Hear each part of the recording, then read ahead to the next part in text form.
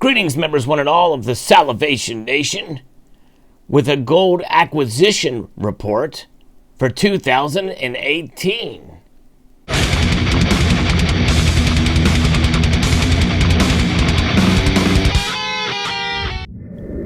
Some of you may remember that over the past 2 years, and to some extent even in the few years prior, I've attempted to try to accumulate a bit more gold to the stack than I had before. Some of you may find that foolish to a point, considering the ever-expanding gold to silver ratio. But nonetheless, I felt for me that it was a wise move, as I felt like my holdings of gold were poorly adequate compared to silver.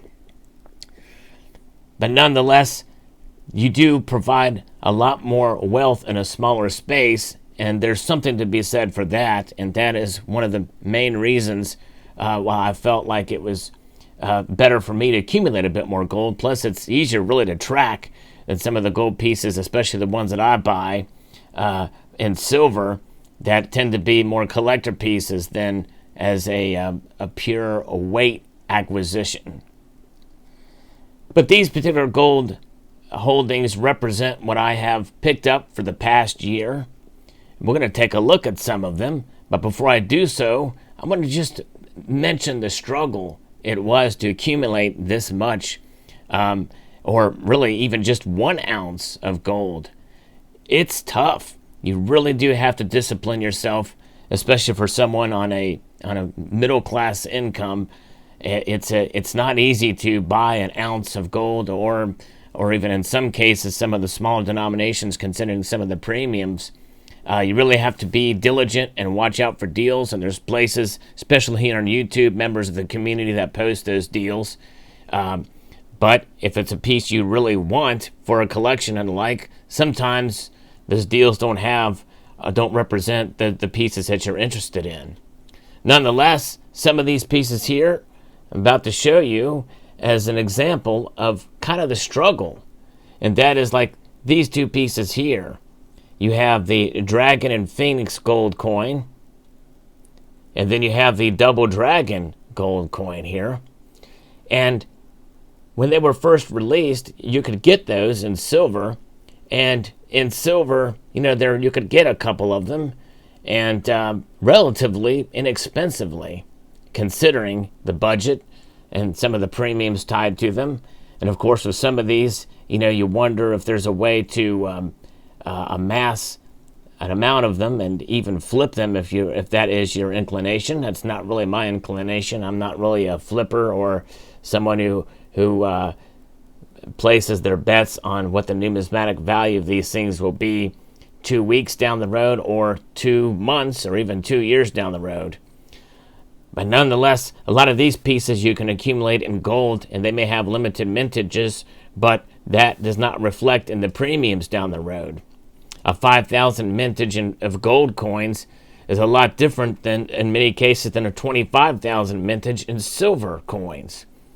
So there's that aspect to consider as well.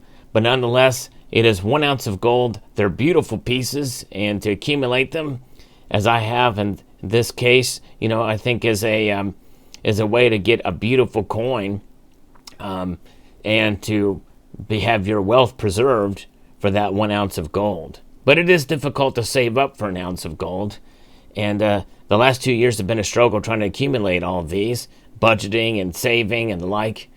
But nonetheless, there you have it. These, and most of these I've shown videos for, but there are certain pieces like this St. Gaudens 1910 St. Gaudens piece that I did not post a video explaining the acquisition thereof, but I did show it in a video. Same thing with this $10 gold piece here that I actually got for spot price, which was pretty surprising at a coin show. Also, we got the 20 peso. This is my second one. I posted a video showing that. A 10 peso coin, which marks the completion of the set of the Mexican gold bullion coins, restrikes, and then also completed or continuing to update the collection for the Queen's Beast series, 1/4 ounce gold there. And also got this 20 franc rooster from 1905. A lovely coin indeed. That's just that's almost 0.2 of an ounce of gold there, 0.1867. I got this 1 ounce Trident gold coin in this pack, which is not the best packaging for sure, but nonetheless, it is a beautiful coin from Barbados. Beautiful. And I also got another high relief gold coin here, American Liberty gold coin. And then also something else that I didn't show in an unboxing, but I did get actually I got this from a local coin shop, another 1/4 ounce gold maple there. And then we got another 1 ounce gold maple. And the most recent acquisition was this 1 ounce Royal Canadian Mint gold bar. I very rarely do get bars, but in this case I did.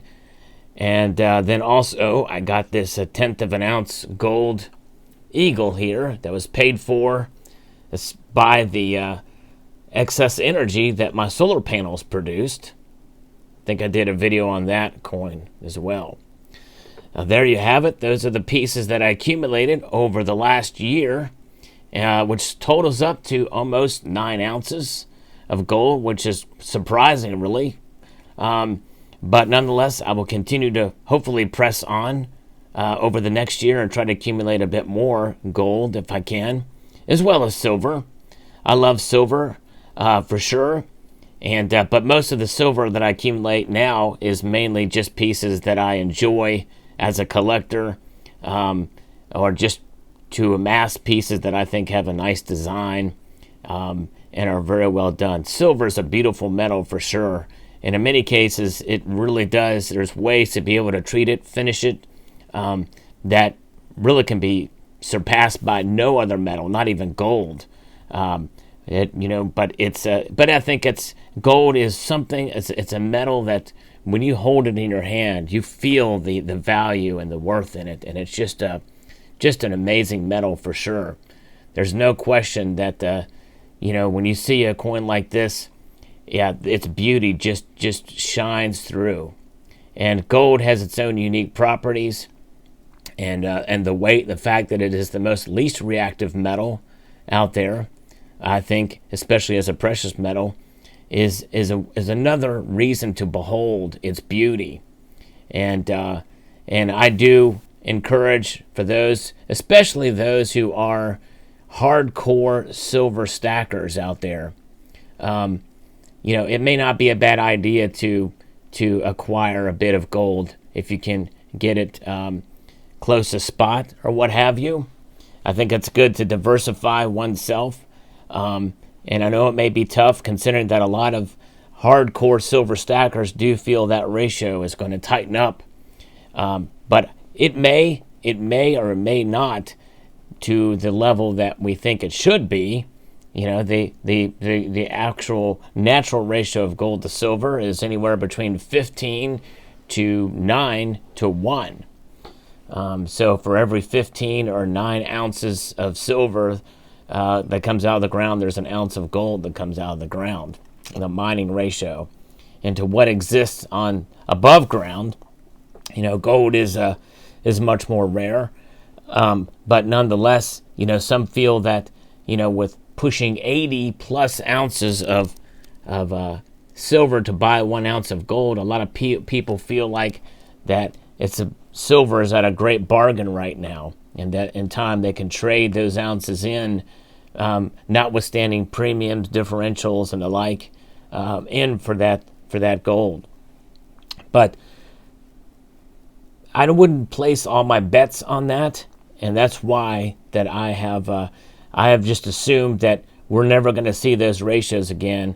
And not only that, but as I mentioned before, you can store a lot more wealth in a smaller space with gold, and still be able to admire its beauty, whether you're into the classic designs, such as some of these Mexican gold pieces here, very classic, or the $10 gold.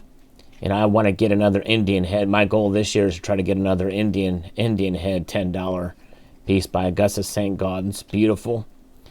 Whether it be that or the newest and greatest modern bullion pieces, indeed. So either or, I think it's a worthy cause, I believe, and I would highly advise, no matter where you're at, to get a little gold for your stack.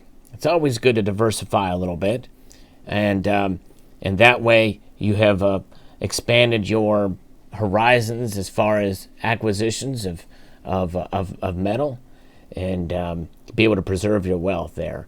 So there you go. There you have it. There is my pickups for 2018 in gold. I hope you enjoyed this video. What is your strategy? And if you are a hardcore silver stacker, what are your thoughts on gold and acquiring gold? And how many of you do have gold? You can be a hardcore silver stacker and still have gold, by the way. I'm not saying that one cannot. But nonetheless, what are your thoughts of accumulating it as part of your diversification? I would like to extend a multitude of gratitude to you all for watching, and encourage you to please rate, comment, and subscribe.